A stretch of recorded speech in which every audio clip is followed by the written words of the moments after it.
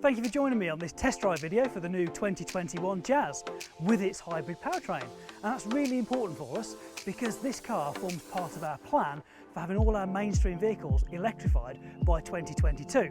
So let's get in and drive it.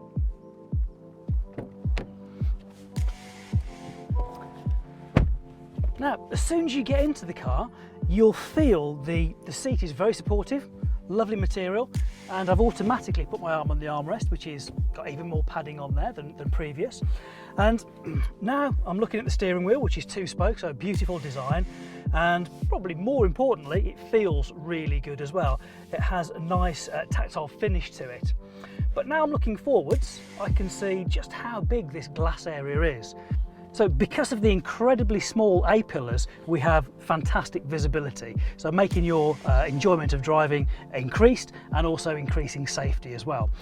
Not only that, but we have the low flat horizontal dash, which gives us a lot better visibility over the top of the dash, and the wiper blades are hidden as well. So I think what we need to do now is take it for a drive.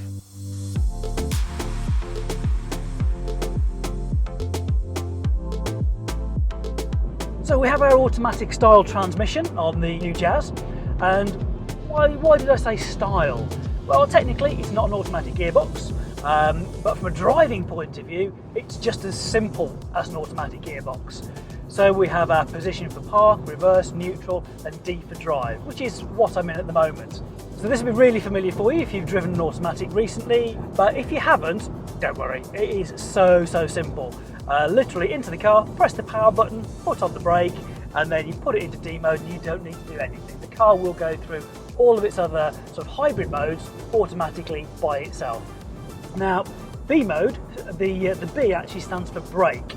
So at the moment, I'm in D for drive, and if I come off the throttle or the accelerator, I will continue moving along, and I only slow down because the car's not actually pushing me forwards anymore. In B mode, and all you do, you can drive this all the while in B mode if you want to, or all the while in D, or just switch between. It's entirely your choice. But I'm just going to put it into B mode, and while my foot's on the accelerator, it makes no difference. The difference comes when I take my foot off the accelerator.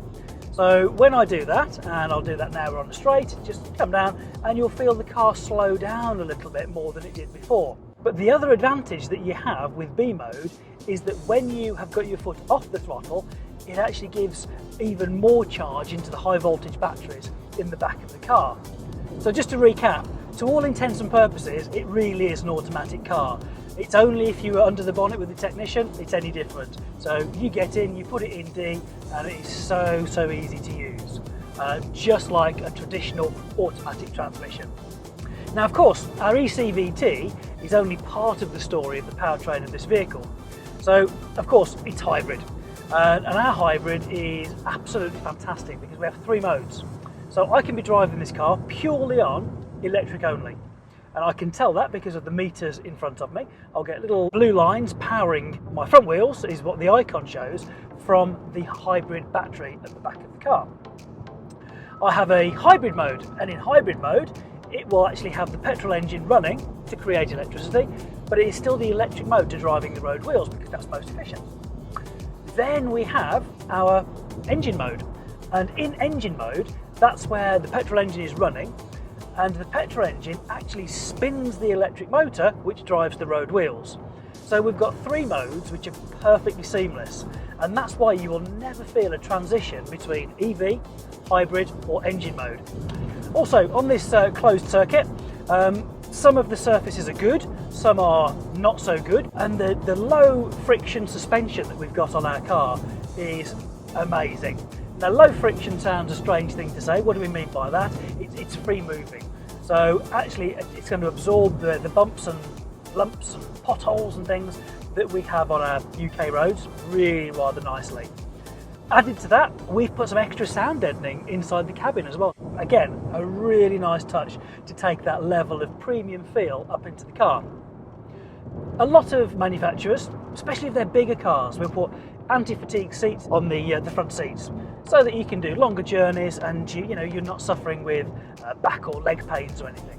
Even on this short journey, it's like being in my favourite chair. It's supportive, it's comfortable, it's everything you want from a seat. Now we've got a little bit more familiar with the car itself and our hybrid technology and the transmission on this vehicle, we can venture into looking at the meters. So the meter I've got on at the moment is showing me whether I'm in EV, full electric mode, hybrid or engine mode. And that is on our TFT screen. So at the moment, as I say, it's on the hybrid meter because I like that level of information. But actually, I can have many different things on there. I can have my fuel economy because we have a really fuel efficient Jazz. We could have, as we did, we have our speed on here. So we have the quickest 0 to 60 of any Jazz we've had before. So it's the quickest, most environmentally friendly Jazz. And also some of my safety features I can actually recap on there. So in that TFT screen we have an awful lot of information that literally at the roll of a thumb wheel I can sort of scroll through and select a new one. On our separate meter now, we actually have, on most of our Jazz, it's only thing with the 9-inch screen, we actually have a digital owner's manual. So quite easily you can pop into that, and if you need to discover something about your new Jazz or your Jazz Crossstar, it'll be in there for you. So we've retained our high driving position. People love that, myself included, because it gives you that for good visibility so that you feel safer on the road. You've got massive amount of glass area, which is tremendous. So my view facing forwards is incredibly deep and incredibly wide. We've already mentioned how narrow the A-pillars are and virtually no blind spots. From a driver's point of view, I actually have a driver's knee bag, which is a lovely thing that I've got that I hope I never need to use. This is in addition to the 8 airbags we had before. So we have a knee airbag, takes us up to 9. And also I have an airbag that, should there be an impact, would come out of the side of my seat. Now this is to protect my head from my passenger's head. So this is a centre airbag, taking the total of airbags in this car up to 10. Which is kind of unheard of really in this small car sector. So we really have got that big car technology, big car safety, with the advantage of being the small, nimble, easy to use, practical car, which is an amazing set of situations. We have eCall, that's a new one for us. The car is now connected, and what do I mean by that? On my behalf, it could phone through to the emergency services. If I had passed out and that's why I'd had an accident, obviously I couldn't phone the ambulance service, and the car knows exactly where I am, the direction I'm travelling in, so it does it on my behalf. Again, another feature that we hope we're never going to use, but is lovely to know for that peace of mind. It's in the car, and that little sort of guardian angel looking after us. The cup holders, which sit in front of the air vents. So on a warm day like today, I can have a can of Diet Coke in there, and of course the air conditioning will keep it nice and cool. But what if I want a cup of hot coffee on a warm day like today? Well, you just close the vent. So the genius behind some of the things that seem quite simple when you're using them just proves the quality and the extra level you're getting with this car. Now I've got plenty of leg room in the front. Jazz has always been extraordinary for cabin space, both in the front and the rear. And because we've got a slightly longer wheelbase, as we said, that's really good for comfort levels, extra little bit of space in the car, and we've even got extra leg room in the back for our rear seat passengers. So that's improved.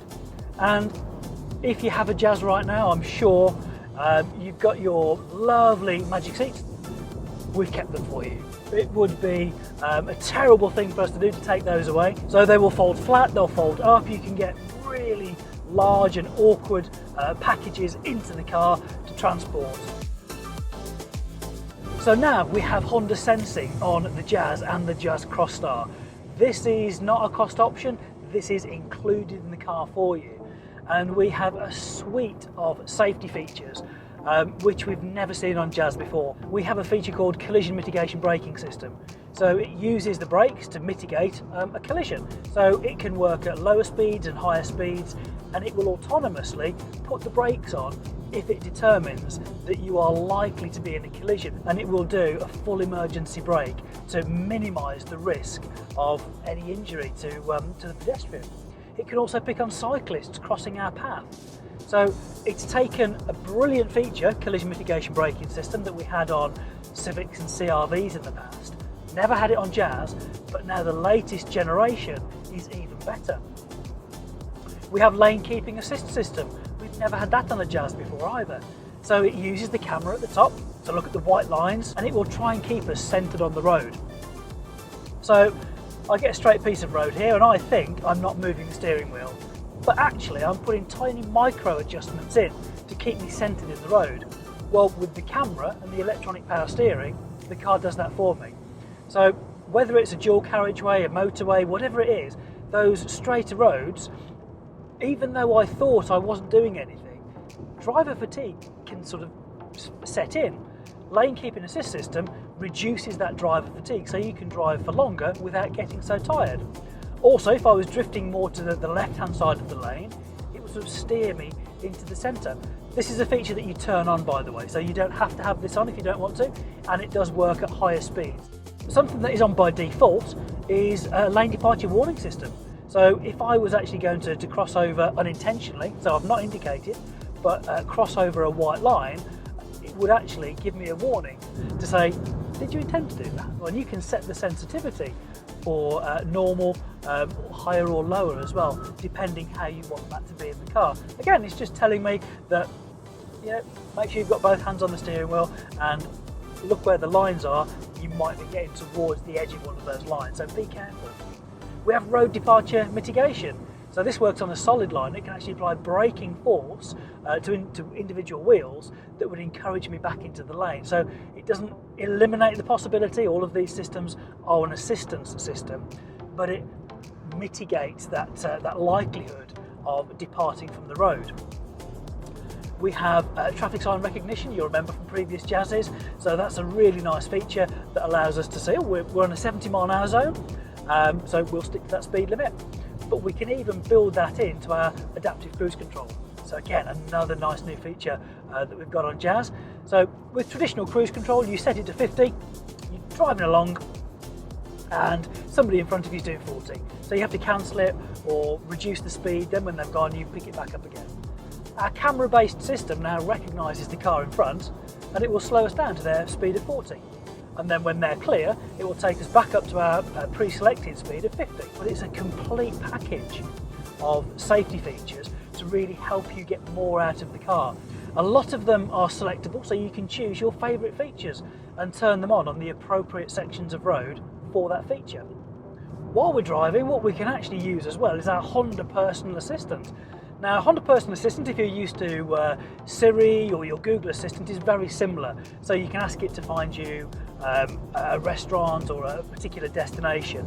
But what it will do, the Honda Personal Assistant, is actually put it into the navigation in your car. It can operate some of the elements of your vehicle as well. So literally by the command of, OK Honda, you can then ask your car to do various different things for you.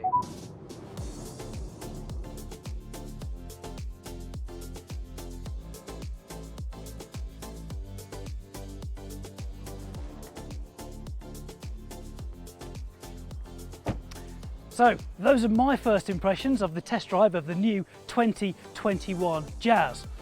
More importantly though, contact your local dealer so that you can experience firsthand a test drive of this fantastic new car.